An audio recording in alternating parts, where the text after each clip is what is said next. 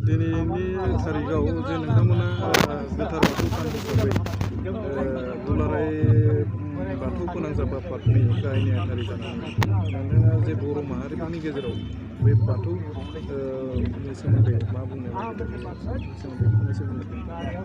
गिबियावनो दुलाराय बाथौ फोनांजाब आफादनिफ्राय नोंथांमोननिसिम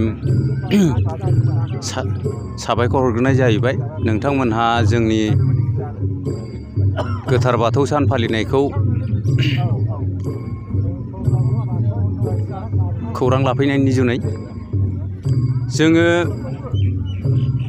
दुलाराय बाथौ फोनांजाब आफादनि गाहाय थांखियानो जाहैबाय जोङो गासिबो बाथौआरिफोरखौ खौसे खालामनाय, गासिबो बाथौआरिफोरखौ खौसे खालामनानै धोरोमनि लामाजों, सोरांनि लामाजों सान्थि आरो टलारेन्सनि खोथाखौ जों सिन्था खालायनानै मुलुगनि दरबाराव बर' माहारिनि आगु जे धोरोम, बे धोरोमखौ जोङो प्रतिष्ठित खालामनो नाजादों। गेजेर खोन्दोआव बर' माहारिफ्रा बायदि बायदि अलखदाव गोग्लैनाय, सामाजिक भाबै, कालसारि बेफोरबादिखौ जों जाहाथे होबथानो हायो, बर'फोरखौ जाहाथे लासैयैनो मुलुगनि दरबाराव जोङो मोनसे खौसेयै, गोख्रोङै इस्टाब्लिस खालामनो हायो, बेबादि जोंहा उद्देश्य थाहैबाय। जोङो जेब्लाबो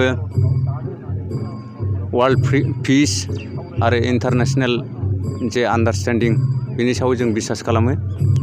जोङो सुबुं माहारिनि गोजोन थासारिखौ अरायबो लुबैयो। बे गोजोन थासारिखौ जों लोब्बा लाखिनानै जोंबो बर' माहारिया बुहुमाव जोंनि गेजेराव धोरोमारि खौसेथि लाबोनानै बा जोंनि जातीय चेतनाखौ लाबोनानै सैथोनि लामाजों, सोरांनि लामाजों जों जाहाथे सान्तिखौ प्रतिष्ठित खालामनो हायो, बेफोरनो जोंनि माखासे थांखिफोर थाहैदों आरोखि। जोंहा माखासे जोंनि गेजेराव माखासे बाथ्राखौ जों स्वीकार खालामनाया मोजां। बबेबा समावहाय जोंनि गेजेरावहाय खोमसि फोथायनायफोर दङ। बे खोमसि फोथायनायफोरखौ जोङो माब्रै बाङाइ खालामनो हायो, जोङो सुबुं माहारिनि गेजेराव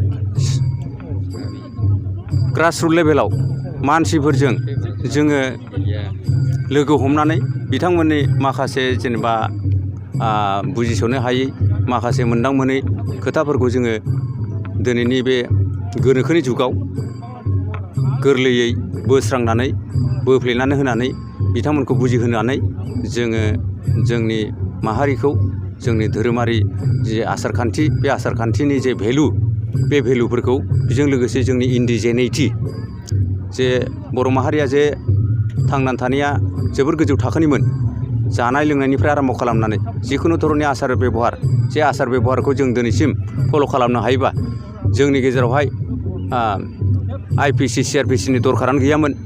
बेबादि गोजौ थाखोनि बर' माहारिखौ जोङो इन दा लं रान इस्टाब्लिस खालामनो थाखाय जोंहा मोनसे चिन्तन दङ, जोंहा मोनसे परिकल्पना दङ।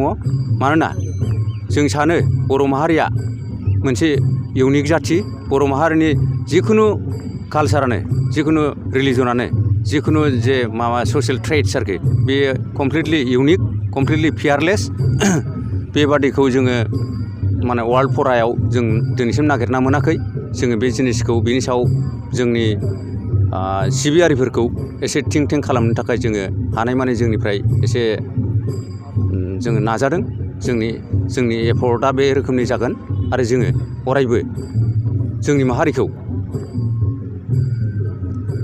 ग्लबेलाइजेसनावहाय मा रोखोम जों एडजास्ट खालामनो हायो, मा रोखोम जों जेनेबा बिसोरखौ इनलाइटेन खालामनो हायो, बेफोर बिथिङावनो जों सिन्था खालामगासिनो दङ। आरो बिसेस करे जोङो जोंनि मिथिंगायारि जौगाथि, मिथिंगायारि गुबुंले, बेफोर गुबुंलेखौ माबोरै फोजोबनो हायो। जोंनि देहाया गोग्गो जायोब्ला जोंनि साननाय हनाया गोग्गो जागोन। बेफोरबादि ट्रेट्सआ जोंनाव बर' माहारिनाव दंखायोमोन। बायदिसिना मुलि बिफांखौ जों बाहायोमोन। बोथोरजों खाब जानानै जों बायदि रोखोमनि आबाद मावनानै बायदिसिना हाग्रानि बिलाइ बेन्दों बेफोरखौ जानानै जोंनि बर' माहारिफ्रा आसलथे बेलेन्समोन।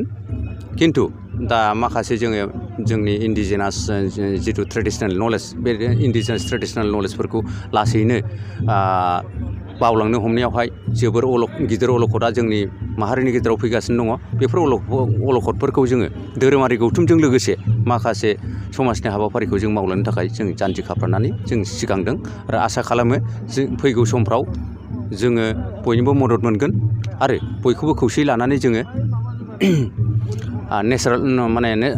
नेसनेल हारमनिनि सायाव जोङो हाबा मावनो हागोन। बेखौनो आसा खालामनानै नोंथांमोननिसिम गोजोननाय बावनानै एसेयावनो फोजोबनाय जाहैबाय।